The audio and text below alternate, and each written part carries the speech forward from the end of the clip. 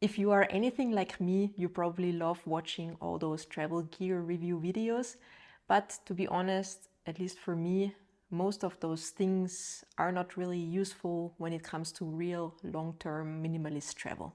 And after living out of my carry-on sized backpack for a few years now, I have one priority, and that is to travel lighter but better. And that means I only bring the things that truly earn their spot. So every year I do a proper audit and I pick my 10 most used travel items of the year. These are the things that fit very well my style of travel, that I bring with me everywhere I go and that served me really well day in and day out, so they kind of earned the label approved by Maggie. And on this year's list, like always, there's a few old favorites that really stood the test of time, but also a few new additions. And we start with my new gear and then we jump into my old favorites, but in those categories there is no particular order. So let's go and see what made the cut this year. So the first new piece of gear that I added to my kit this year is my Night Ice gear tie. And all it is just a reusable gear tie out of a very flexible but still sturdy material, and it has a non-slippery surface. I think I have the 12-inch version, it's 30 centimeters long, and this year it just came in so handy in so many different situations. I used it as like a clothesline to hang up my socks and my underwear to dry. I used it to hang up the clothesline that I usually travel with to make it easier. I used it as a lock in the showers when I was hiking the Camino de Santiago. I used it as a hook inside the showers to hang up my things because there was no space elsewhere. I use it as an iPhone stand or as a stand for my iPad. So extremely useful, this little thing. Did I already mention that I tie my jacket on the outside of my backpack with it? I don't know, but I still do that too. So this thing has been really useful for me this year and I happily bring it anywhere I go. Hey, got a visitor. So the next piece of travel gear that I really loved using this year is this backpack. It's from Quechua, it's their Escape 500 I think, and it's from Decathlon, so it's from their own in-store brand. And I picked it up summer 1 year ago in Spain, and I think I paid around 40 euros for it. So it's a very, very affordable backpack, and I really love the organization. It's very lightweight, I think it's around 1 kilo, and I really love the bottle holders on this thing. So ever since I bought it, I think this is the backpack that I usually reach for every time I travel somewhere, and I really enjoyed using it. I'm currently working on my review about this backpack, which is again terribly delayed, but if you don't want to miss it, then maybe consider subscribing to my channel. The next gear that I updated this year is my filming kit, because as you know, I travel all the time with a carry-on sized backpack. I don't really have the space to haul around huge camera gear and stuff, and I downsized it to make it a little bit easier to carry, because most camera gear is very heavy, very large, and in my carry-on backpack I really don't have the space, and especially I don't want to deal with the weight. And as you know, I don't have a studio, I always travel, I kind of have to make it work wherever I am. So I just wanted to have a few pieces of gear that are lightweight, but that make my life easier and hopefully the quality of my videos a little bit better. So there are a few new things that I picked up. I have new microphones. This one is the Holyland Lark M2. It's just this tiny sender here. It comes in this charging box. There's 2 senders inside and also a little adapter that goes directly into my phone. I wish they would make a case where there was only 1 sender inside, because I don't really need the second one, but it's still very small and packable. For filming, I now use my iPhone 16 Pro. I have no intention on upgrading it in the next few years because it does a great job, and I have been filming all my YouTube videos in the last year exclusively with my iPhone. The only thing is that usually the camera in the front is of a lower quality, so I should use the ones in the back. But many times I have to hold up like gear that I bring and stuff, so then it's very difficult and I want to be able to see myself. And that's why I picked up a little display that I can attach with MagSafe on the back of my iPhone, and then it can mirror whatever my phone is seeing and I'm able to just see myself and still use the back cameras. I also picked up a small light because not always I have as many windows as I have here in this apartment, so I found this very helpful to just bring along and have a little bit of more options. And of course, I'm traveling with my glasses without glasses because I just got so tired of trying to remove the reflections from my glasses when filming wherever I was. And at the same time, it just feels so weird to see me without glasses because I'm wearing them since decades. So the last time when I picked up new glasses, I asked them for a second frame. It's the exactly same frame that I wear every day. So this may sound a little bit weird and vain, but it has made my filming life so much easier, and I happily bring my glasses without glasses everywhere I go. And as you can see, these few updates to my filming gear are very packable, and I'm very happy with my current setup.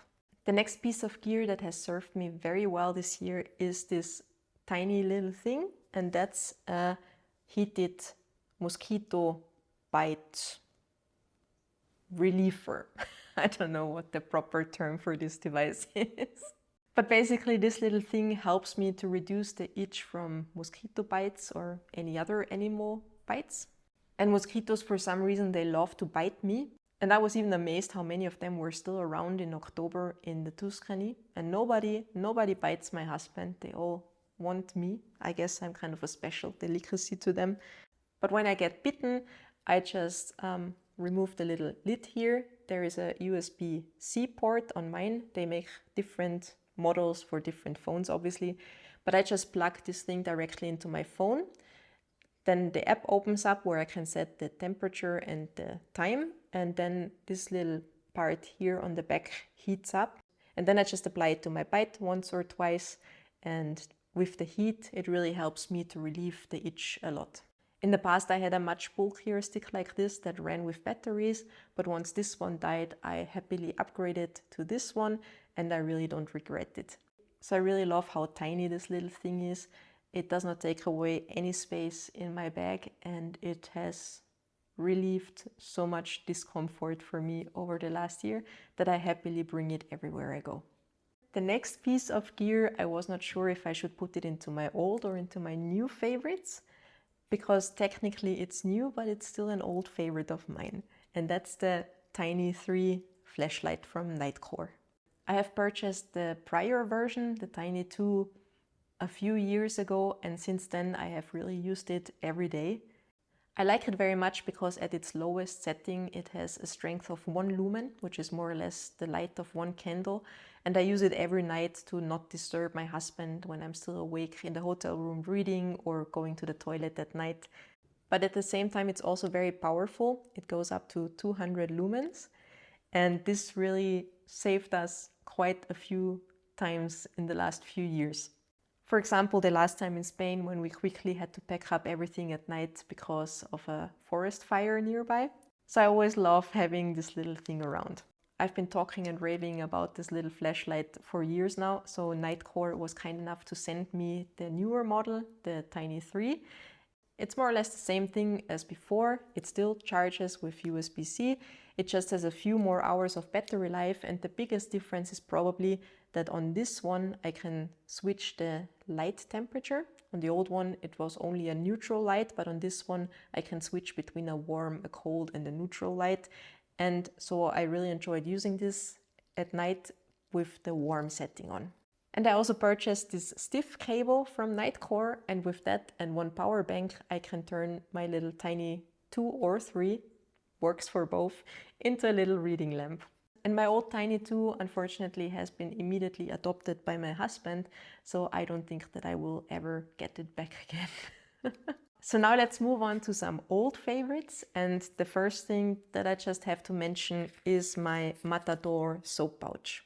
I bought it a few years ago. It's a little bit banged up by now and there's a few stains that I can't get rid of anymore, but it still works perfectly and there's no leaking or nothing. So even though I'm not really convinced that their claim that my soap will dry through the package once inside is really working, this is still my favorite way to transport any solid toiletries. So for me it replaced those bulky plastic containers, or even worse, that metal tins where everything would then just stick inside. And apart from everything sticking inside those tins, what I disliked most is that the size always stayed the same. Doesn't matter how little soap I had left. Whereas with this little thing, it just adapts to the size, and if I have less soap, it needs less space. And even though these things are expensive, and if I would go on a shorter trip, I would probably just use a Ziploc bag. It does the same thing. For me, traveling all the time, it's really worth investing into this little durable piece of gear. And I think it still has a few years of life inside of it, and I'm very happy using it. The next thing that served me very well during the last year is again my Victorinox nail clipper. It packs down very small, it's extremely lightweight, and when I flip this part over, it turns into a full nail clipper.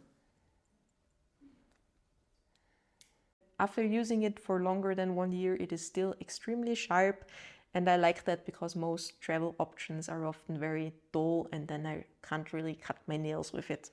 I also flew with it several times. I flew with all of those things that I show you today several times, and I never ran into an issue. So this is really one of my essentials in my toiletry kit. The next piece of gear that I just love using since years is my Peak Design packing cube. I have the small one. I purchased it, I don't know how many years ago, and it's still going strong. There's no holes, there's nothing, and I really use it all the time. For me, it's the perfect packing cube because of the form, because as you can see, it's a little bit box shaped. It's a compression packing cube, but it's not like most compression packing cubes who then really zip the border tight and turn into like an oval shape. And I usually stack in my clothes folded in the KonMari method, so I can add and remove them without falling all over the place. And for me, this shape works great. Now, all these extras that this packing cube has, like this second compartment here in the back to put dirty laundry or whatever, or even the integrated compression, are features that I don't really use. For me, it's purely the form. So if Peak Design would ever decide to make this packing cube in this form without all this extra fluff, for me that would be the perfect, more lightweight option. But until then, I just really enjoy using this thing since years, and I'm quite certain I will continue using it this year. So the next piece of gear that always travels with me is this clear toiletry bag from Osprey. I purchased it again a few years ago, and even though it looks a little bit banged up and the plastic gets a little bit scratched, it still works perfectly. And if you've seen a few of my videos, then you will know that I downsized and optimized all my toiletries to fit inside of this thing, so I don't need to repack anymore when I fly away. Everything I have just lives in there, and when I go to the airport, I just put it there, and then all my work is done. I'm just too lazy to really repack my things every time I fly. So for me, this has been a great solution, and it really saves me time before every flight. And the last piece of gear that helps me since years to live outside of my carry-on sized backpack is this small clothesline from C2 Summit. One of my secrets for traveling with less is just to do laundry a lot. And for that, this little clothesline has been very, very useful. So the clothesline in this tiny pouch only weighs 25 grams, so I barely notice it in my bag, but it's very useful when I need to wash my laundry and especially dry my laundry, because once I unfold it, it's a clothesline with 3.5 meters long. And with this thing, I always have a place to hang them up, and that really helps me to do laundry more often, more easy, and in turn, bring less clothes and pack lighter. It was also extremely useful earlier this year when we walked the Camino de Santiago, because drying space in the hostels was always very scarce. All the clothesline were usually taken, and with this thing we could just easily, between a fence and a pole or between two different poles from different clothesline, we found lots of spaces where we could just hang up our own clothesline and just dry our clothes. And it also worked very well on bunk beds. And one feature I like very much about it is that the clothesline is basically 2 lines, and there is lots of little pearls everywhere in between. And you can tighten those pearls and kind of secure your clothes on the clothesline. And thanks to that, I don't need packs anymore. Even on windy days, my clothes just stay put. So these are my 10 most used pieces of travel gear this year that served me very well. So as you can probably tell, for me, it's not about finding the most flashiest and fanciest piece of gear. I really want to find a few key pieces that solve more than one problem ideally, that last for a long time and that really help me to remove bulk from my bag. So my goal is not to carry less stuff, my goal is to carry less worries in a way, and those 10 things have really given me a lot of peace of mind over the last few years. So I would love what your favorite pieces of travel gear were this year, so let me know in the comments below. And other than that, if you enjoyed this video, then consider subscribing to my monthly newsletter or to this channel. That would make me very happy as always. And other than that, thank you very much for watching, and I'm looking forward to seeing you in the next video. Bye!